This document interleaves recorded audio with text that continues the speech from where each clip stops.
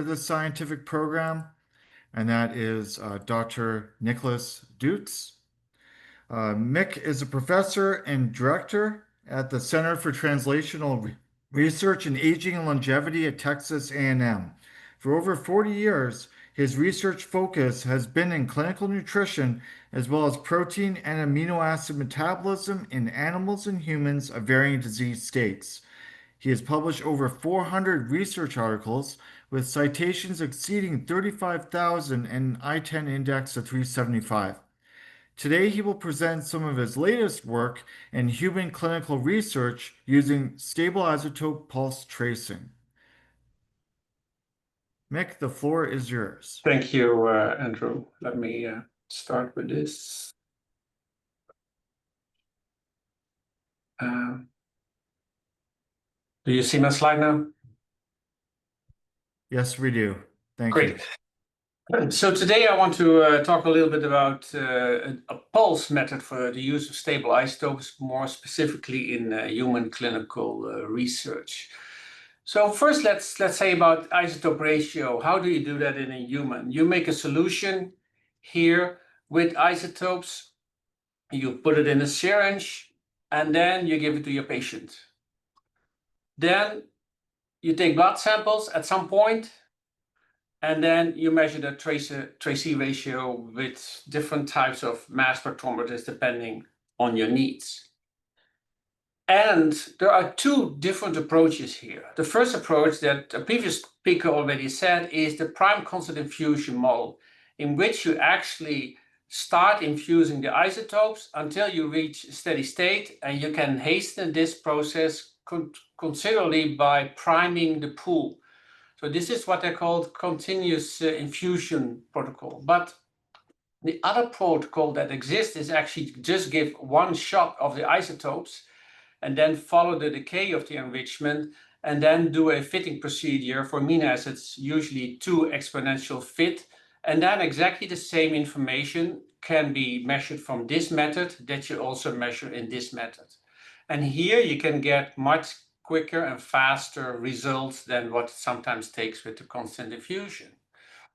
So how does it look like? So you have a bag, usually a large bag with traces for continuous infusion. Then you infuse this for usually many hours, or usually using an infusion pump to have a stable infusion rate. And then you take blood samples from the other side in which you take infuse the isotopes, and you measure the tracer-tracer ratio, and you do your calculations. And that's what we did for many, many, many years. And here, this is an example of using phenylalanine that we did very nicely priming, and we come to a very nice plateau of the enrichment in the human. So nothing wrong with this. But then we moved to other isotopes. We were interested in muscle protein breakdown, so we studied the production of what we call L-tau methylhistidine, which is produced from muscle protein. And we did that in ICU patients, and we did exactly the same protocol. We nicely primed, and in 1 to 2 hours, there seems to be a nice steady state. But in that study, we measured it for 24 hours. And now you see the problem with the prime constant infusion. You have to be absolutely sure that we're steady state, because although this looks to be steady state, it's not. This was, for instance, caused by that you have to actually prime on an individual basis, but we did a fixed amount. So one of the biggest problems, specifically in, for instance, ICU patients, where there is a lot of instability and changes of the pool, that the prime constant infusion model doesn't work. So we start applying this model, and this is an example of using phenylalanine, and you see in 120 minutes you can follow the decay of many different patients that we have studied here. So that's what I want to talk about today. Because how do you do this technique then? This is the same, although the volume that you need is much, much smaller. So we usually have between 5 and 10 ml with isotopes. You give it here intravenously with one bolus, and then from the same catheter, you take blood samples. So this is one of the two main things. You don't need an infusion pump, and you can use one catheter to do both tracer infusion and blood collection. And then everything else is the same. So here's an example of what we do here in our center. Somebody is laying in the bed. We have a heated hand box. We first take a blood sample for background, and then we take all those blood samples to follow the decay. Seems pretty simple, I think. So we worked on this method, and we went on by composing a solution not with one amino acid, but with this long list of different amino acids and products. So what we actually did is we measured the metabolism of all these different pathways simultaneously. And that is a very big advantage, because now you can do that. You can also measure metabolism for an amino acid like glutamine, which is very hard to do prime constant infusion with. So this is really an eye-opener for us, and we did a lot of research on that. So you would think how to make this. First of all, the amount of tracer that you use for this method is so much lower. This is in the milligrams. Think about this tau metal histidine. We only use 0.5 milligram to measure protein breakdown in humans. And we make the solutions in our own compounding facility here. And by the way, we also make stable isotope solutions for many other people all over the world. And because this is an easy method, we did a lot of research. We have studied more than 1,000 people in different conditions, in different trials. So we have an enormous large database of isotope measurements, and having productions of all those amino acids in different situations in really large scale, which I think is really very important. And we are now able to correlate many of these pathways to all kinds of other measurements that we have done. But there is an additional advantage, which is really critical, because if you do prime constant infusion, you will not be able to have any compartmental analysis. And in fact, you only measure the appearance of your amino acids in plasma. But the truth is, amino acids are not produced in plasma, they are produced intracellularly. So if you use this pulse trace method now, you can actually do compartmental analysis and calculate the flux of all these pathways. So for instance, what we call whole body production here is the same that you measure with the prime constant infusion, where it's called whole body rate of appearance. But we also measure the intracellular production. So we get most likely a much more precise indication on what happens intracellular. And how do you do that? If you fit this curve with the two exponentials, you get 4 different parameters. You get this, what we call the A, the K1 for the first exponential, B, and K2. And then with these 4 parameters, you can calculate all the fluxes, pool sizes, and all these things. Either you do that in Excel or you do that in Graphite Prism. Graphite Prism, in this sense, that is making a very quick and best estimation, gives you standard errors of all these things and confidence intervals. So the calculation of all these fluxes and pool size is pretty straightforward. So how does it look like? This is an example of a recent study. Here we have the pulse of phenylalanine, and every figure is one different subject. You see all these pulses look really alike, very nicely measured. And with this, you then can calculate the most important parameters, and this is every time a different patient in a different condition. So it is really very straightforward to do pulse injection. I said about that for amino acid, but one other paper that we just published, we actually did the same principle by giving the short chain fatty acids, because we wanted to have an idea on how many short chain fatty acids are produced in humans. And we used the pulse of acetate, propionate, and butyrate, and did the same estimations. And we measured the intercellular production. But in this case, it is the actual production of the short-chain fatty acids, which is way, way, way higher than what you would find in plasma. And we observed effects of giving inulin, which is a soluble fiber, and difference between young and old. What was also interesting now is that actually the whole body production that we measure here and plasma concentration do not relate. But if you look at the intracellular production of butyrate, which is only possible with the pulse, there is a reasonably nice relation with plasma concentration. Both the whole body production and intracellular do not correlate with any of the fecal concentrations we measured. But also we did amino acids. As I said, we have a very big trial. So this is a paper published last year in which we studied over 500 individuals and measured the different metabolic pathways of all these amino acids here.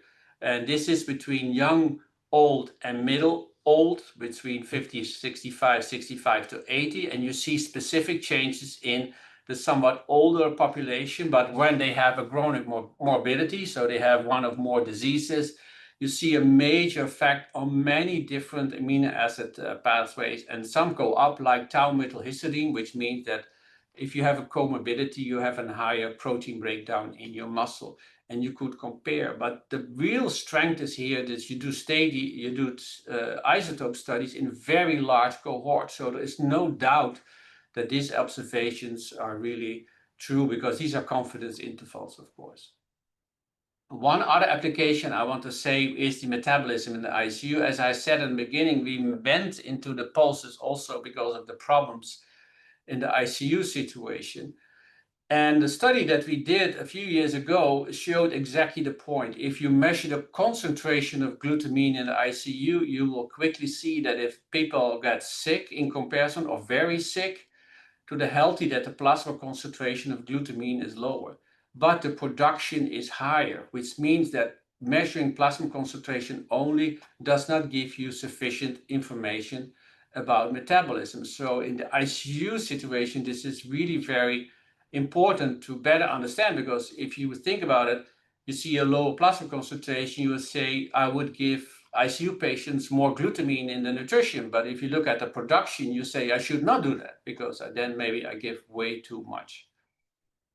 So in this study, we did the whole path again. And here you see in red how different the turnovers are in these ICU patients versus the healthy controls. And these are changes between 50 to 300% higher turnover. So this metabolism of ICU patients is really disturbed, and you can go into the different pathways why this happened. For instance, many years ago with prime constant infusions, we measured lower plasma citrulline levels that we of course observed again in this new cohort. So very interesting, and this was 100 subjects research in the ICU. So this really points to where we have to look at for metabolism in these ICU patients. And also we use the same method by doing intervention with HMB in these ICU patients. We did not find any change in muscle mass, which was confusing. But we found, for instance, that giving HMB alone already reduces the metabolism in these patients. So here you can study and use metabolism to observe whether you find reasonably positive effects of your intervention.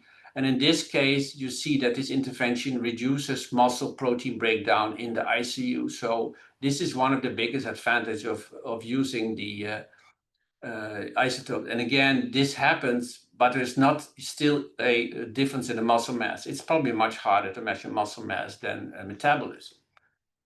From these studies, we went on and we went thinking about this, because this is a picture that you will find in many books that says that we have 300 grams of protein synthesis and 300 grams of protein degradation every day. And these data were actually based on work from Waterloo from many years ago, in which they compared the whole body turnover, which is measured by prime constant infusion. And they calculated, in this case, that the turnover of a 70 kilogram person is about 300 per day. But it was already at that time says, if you measure and use prime constant infusion, you underestimate actually the protein turnover, because the enrichment is measured in plasma with prime constant infusion.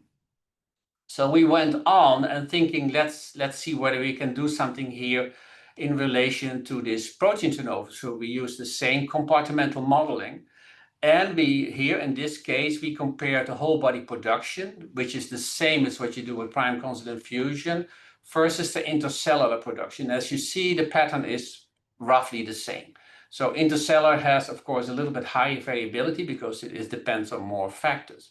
But what was interesting is that, for instance, the arginine turnover indeed is much, much, much higher if you measure the intracellular production than the whole body production, which is equal for the prime constant infusion. So we substantially underestimate the true turnover of arginine for glutamate, glutamine, phenylalanine, which is protein breakdown, or for leucine, and not so much for tau methylhistidine. In other words, we should look for the intracellular production, but you can do some more calculations here. So, and that's what we did. We said, okay, if this is what you measure with whole body production for phenylalanine, and this is intracellular, what does that mean for the calculation of how many proteins we break down and synthesize every day? In our own calculations, we also come to the roughly 300 grams a day. So our measurements are fine, but using the appropriate turnover, it actually means that a human turns over more than 600 grams of protein per day. In other words, you can calculate it, how much would you lose every day if you would not eat.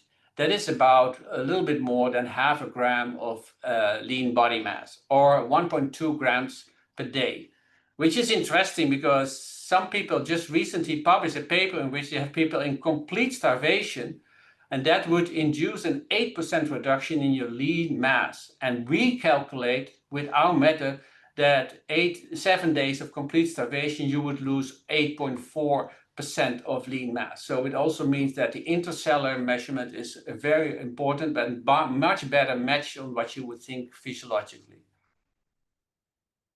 Then we had a previous speaker about protein requirements. We actually use this in a model, and people can read about this new concept, but it actually better, I think, estimates, in our opinion, that different patient groups have absolutely different protein requirements, and the sicker you are, the lower your protein requirements are for maintenance. One important point here is if your protein intake is lower, you will also at some point between 7 and 14 days come to the same level of what you eat, and that would be your requirement. But we moved on. First of all, we thought now we should measure this during feeding. So we did and developed a protocol that looked a little bit the same, but we gave now oral nutritional supplements every 20 minutes. And then after 3 hours, we did the same amino acid pulse. And we measured here with 13C phenylalanine that at 3 hours, you roughly are in a steady state with your nutrition. So that is absolutely fine. And we also compared that to a mixture in which we gave all the amino acids that normally are given, or only the essential amino acids, and compare those two. So again, this is the same system, but now during feeding. Our intracellular modeling actually makes it possible to create such a model like here. So this is the intracellular pool. We gave, for instance, 41 micromole per minute with the food, and we see that the disposal intracellular is 45. And because we measured the conversion to tyrosine, we could estimate that the protein synthesis of this meal of 41 is 38. So almost all the nutrients that we gave ended up in protein synthesis.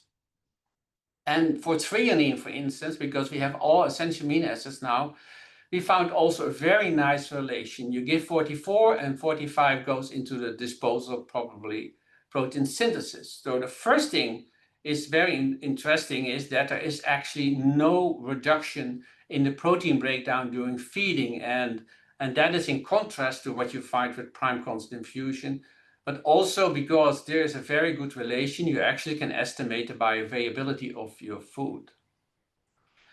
We have measured the intracellular production of all the essential amino acids here, and we did a very simple comparison.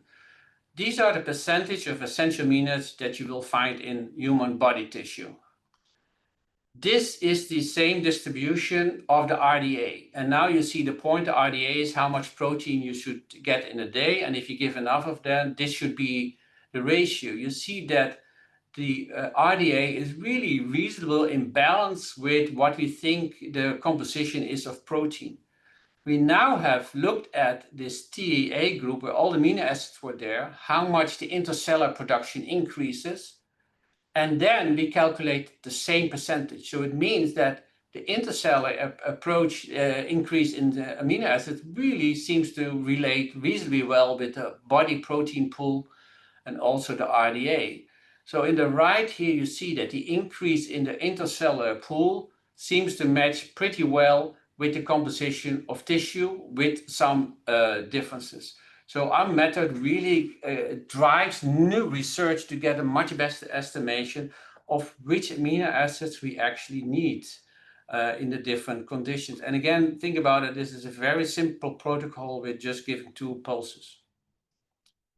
We continued on that, and to show you an example, if you give phenylalanine in the total amino acid mixture, in which also tyrosine is added, we came to this 41 giving 38 protein synthesis. But when we only gave essential amino acids that lacked tyrosine, then this picture changed completely, because we give 40 weighing, 41, 46 in disposal, but 22 now is measured in our method to tyrosine. It means that if you do not give tyrosine, your protein synthesis from phenylalanine is substantially reduced. This is a real advantage of this new approach with all those isotopes.